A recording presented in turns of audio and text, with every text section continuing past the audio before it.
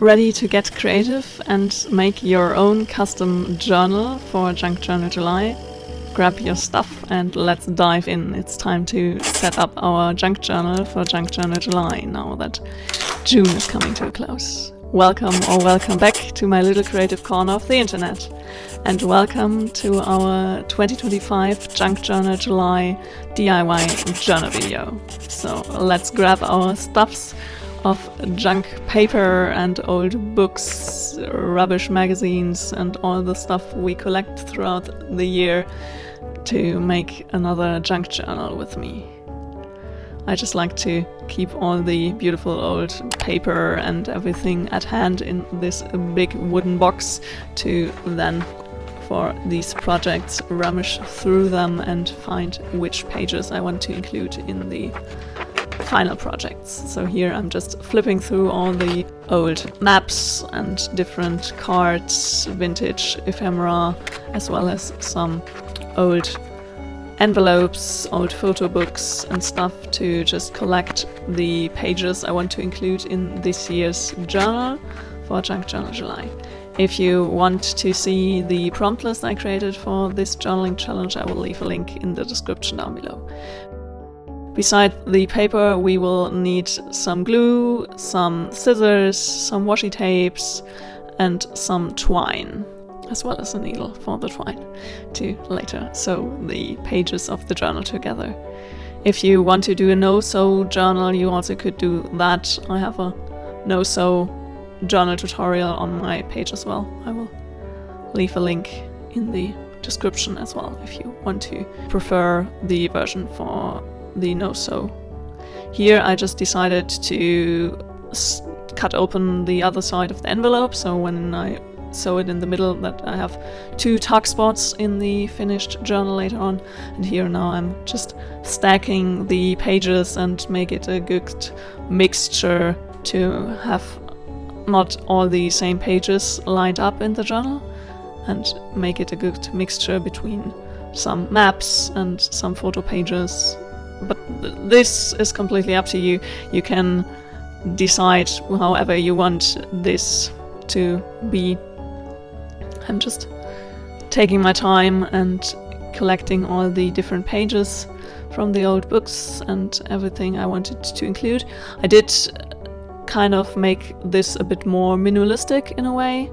I know the pages in themselves aren't that minimalistic, but it's all one kind of color theme in a way. So it's all a bit more muted and some natural tones. I thought that would fit my vibes I was going for the Junk Journal July challenge a bit more, and it will give me more freedom to run wild in a way and get super creative on the pages.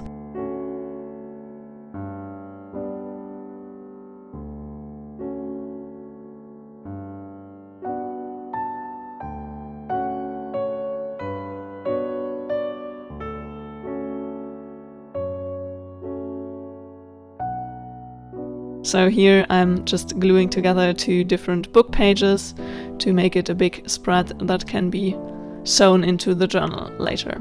And here I'm just adding some more washi tape to enforce the middle of the pages. That's something I will do later on again, where you can see me just adding some more washi tape and tape to the middle of the pages to make them more sturdy if I feel like when folding over the page it was too flimsy.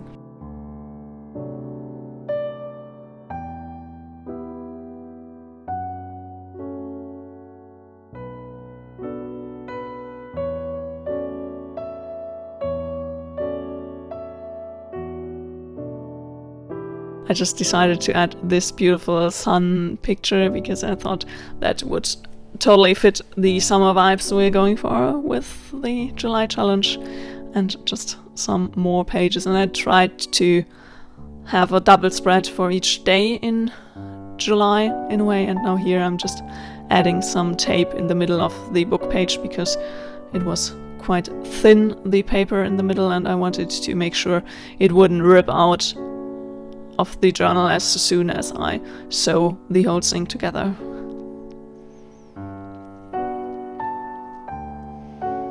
How are you guys all doing? Are you all so excited for the Junk Journal July challenge as much as I am? Can't wait to dive into this year's Junk Journal July and see all your beautiful creations. And super excited to share this creative adventure with all of you guys. So, if you want to have a look at the prompt list and haven't already, I will also leave a link to the Google Docs where you can download the page in the description down below. So now I'm just folding over every page and make it part of the stack before starting to sew the whole booklet together. And I'm really happy with how this project turned out. If you have any ideas or recommendations or things you would want me to talk about or include in the Junk Journal July videos or in the video after that, let me know in the comments down below. I would absolutely love to hear from you.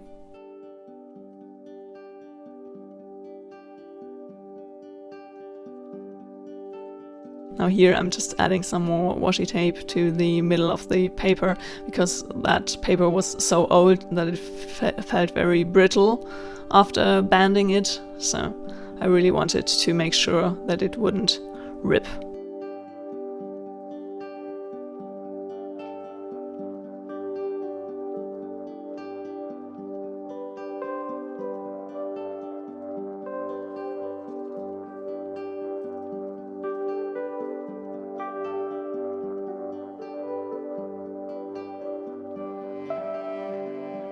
And here I decided to also add some pockets onto pages by sewing in those corners for the, here on the one side, the music notes, and here we are onto getting some twine to sew the whole thing together. I just really like to include those little sewn stuff, but you have to be a bit careful if you do it with the sewing machine because some of them aren't as sturdy, or just try to sew really slowly. So this part here is really sped up. I normally would sew really slow, that the machine isn't, I don't know, the needle could break on the paper or anything. I just wanted to make sure that wouldn't happen, so I'm going really slowly. And then here I'm just now gluing some pages on the back to just enclose the sewn part a bit and make it even more sturdy. For this junk journal I just did go with the flow, didn't really have a plan when I started out and just added some stuff here and there, and now I'm just deciding where both those tuck spots should go in the journal. There is no wrong or right way to do a junk journal. Just go with your creative intuition and do whatever feels best for you. Here I'm just, like I did before, adding a bit of collage-y paper on the back of the sewn part just to make it a bit more aesthetically pleasing and also a bit more sturdy.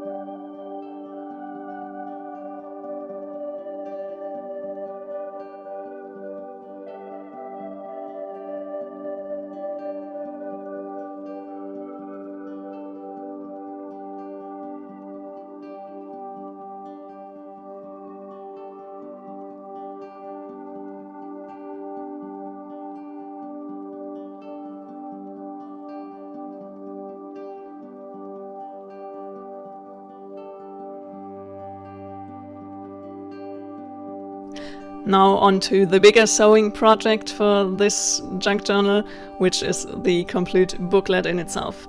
Here I just tried to get all the sides in one big fold back clip and put the other fold back clip on the other side to make it everything stay in place when I sew through the spine, that none of the pages move up or down, because that would end in a kind of loose thread on the spine, which makes it less sturdy, and I really wanted to make this journal as sturdy as possible. So here I'm using some big thick twine to do the sewing. Even better would be if you have a waxed twine in a way, but I didn't have that on hand, and the thicker sewing twine also works quite fine for me.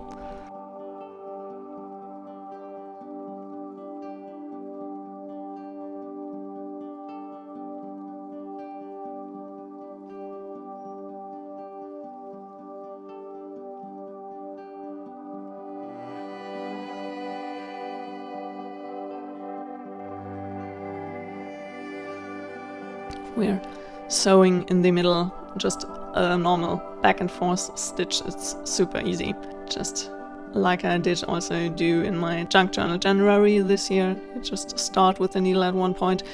The only hard part about this is to get the needle through the thick stack of paper. So I'm using the little scissors to punch through the needle, and later on I also did use some pliers to pull the needle through so I don't hurt my fingers. Could also do it like I did here and just punch the needle through half your pages, pull it through, and then go through the second layer of pages. So it also works like this if you have a thick stack like mine and can't get everything through one at one time. I hope it makes sense. You see it on screen what I'm doing here, and hopefully you can get your needle a bit more smooth through the paper. Mine just got really thick, but in the end it worked out, and I'm really happy with how this journal came together, so don't want to complain about that. I'm really excited to fill this bad boy up with all the beautiful prompts.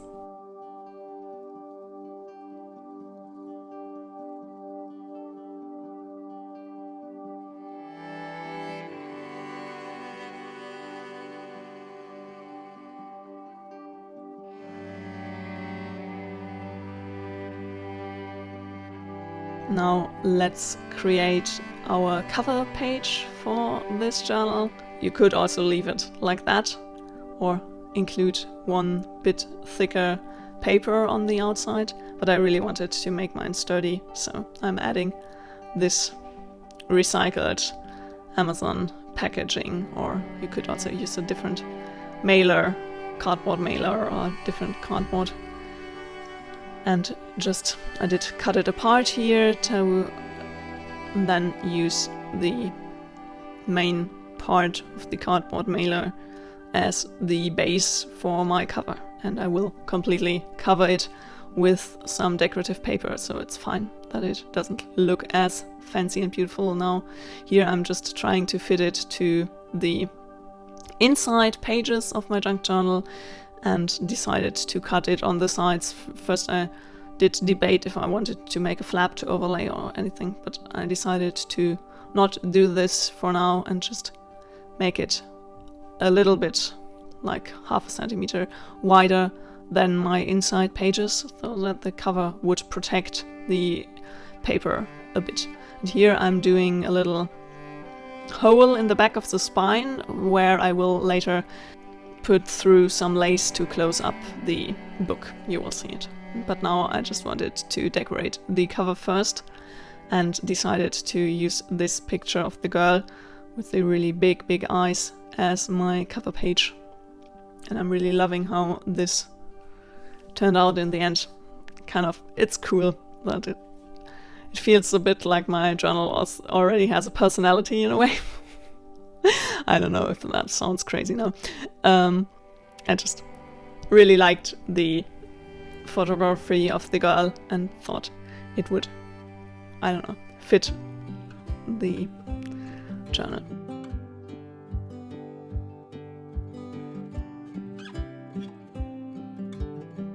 Now I'm just gluing it to the cardboard and then adding some music sheets, and I just fold over the overlapping part so that the edges look really good in the end and are also really sturdy. Don't have an open edge with the paper. Makes it a bit more sturdy.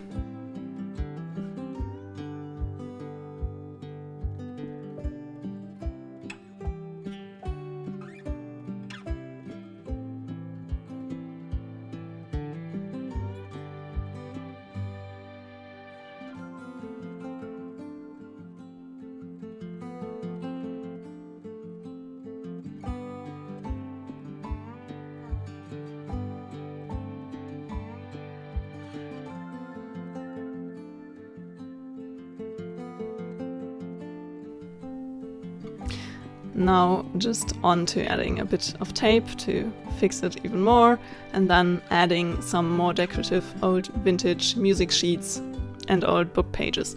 What are your favorite material for junk journaling and collaging in general?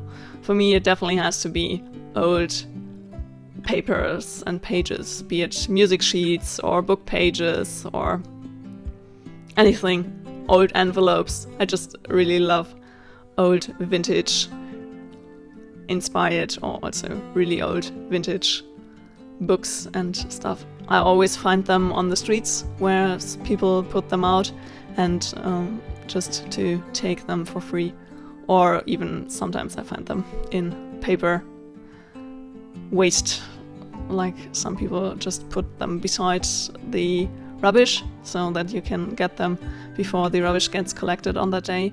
Or even sometimes just when I put away some of our own paper rubbish, then there is a beautiful book inside of the rubbish bin, and I'm like, oh my god, no, that's too sad to leave it there to get beaten up. I know I'm also tearing apart the book, but at least I'm just using some of the pages and they will not completely get lost and get destroyed. So that's why I feel fine with using those old books for my art and my crafts.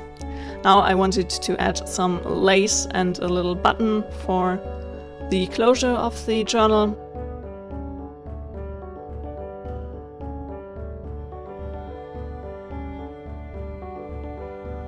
Had a look at the collection, which kind of button would fit the best, and I thought this vintage glass button would really fit the vibes of the journal in a way. So I'm adding the ribbon here in the back now. Just had to make the little hole a little bit bigger. Now I use my trusty wood and paper glue. It's a special one that only takes 5 minutes to dry, which is super handy when crafting, so that you don't have to make super long breaks to just wait for your project to dry. And I really love this glue because if it's dry, then it's super sturdy and you can't really get it off.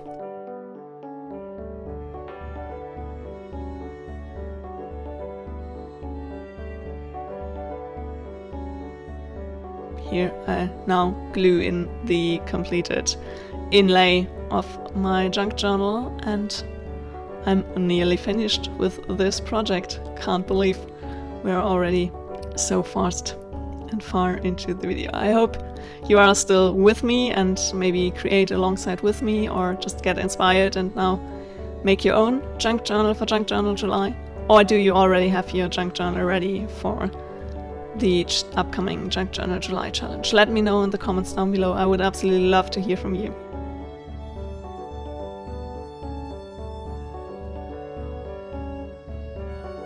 Now let's add the little glass button I picked for the closure, and just use the same twine we did use for the booklet in itself to just sew on the button to the front cover. That's just a super easy and quick fix. And I did decide to do that before gluing in the front cover part of the booklet, so that the twine ends from the button will be covered up.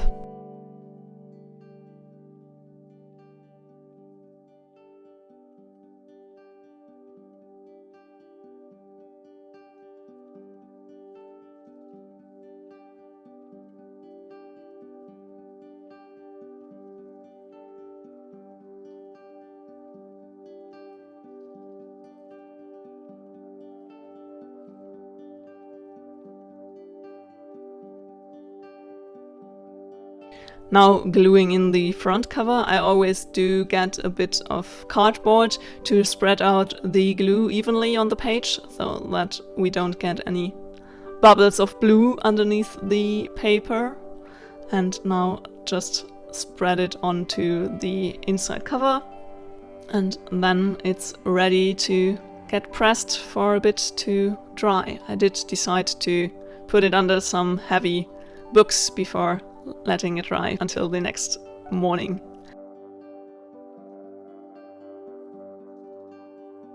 Now our junk journal is already ready to go. Can't wait to dive into this beautiful, beautiful journal and fill it up with some beautiful pages of art. I'm really, really happy with how this journal turned out and can't wait to fill it up. Really already super, super happy with the outcome, and I hope you enjoyed this a bit longer junk journal session and creative project with me. If you did, a thumbs up would make me really happy, and let me know in the comments down below if you're up for the Junk Journal July challenge. I can't wait to see all your beautiful creations. Here I'm now flipping through the journal just to have a little look at all the different pages. I really love this coffee dyed paper I did include in the journal as well, and I can't wait to take all those different patterns and tuck spots and get some good use out of them for the Junk Journal July challenge.